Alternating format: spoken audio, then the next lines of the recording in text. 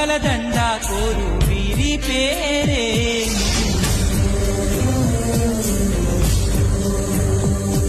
ఇది మనుషులు ఆడే ఆట అనుకుంటారే అంతా, ఆ దేవుడు ఆడే ఆట అని తెలిసేదెప్పుడంట.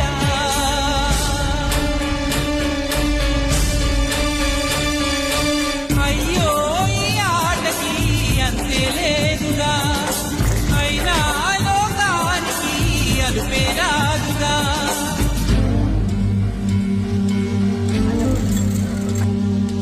వీరి వీరి గుమ్మడి పండు